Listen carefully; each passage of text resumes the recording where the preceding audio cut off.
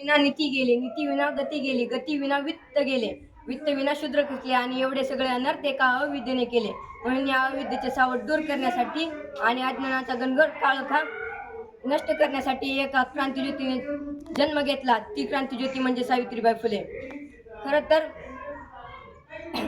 पुण्यातील बुधवार पेठेतील भिडेवाड्यात क्रांतिज्योती सावित्रीबाई फुले यांनी महिलांसाठी पहिली शाळा सुरू केली.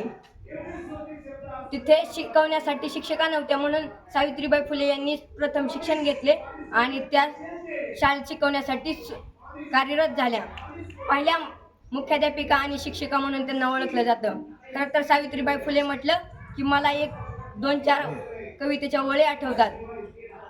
असे जगावे छाताडावर आव्हानाचे लावून अत्तर, नजर रोखणे नजरेमध्ये आयुष्याला द्यावे उत्तर, पाय असावे जमिनीवरती कवेत अंबर घेताना, हटू असा हसू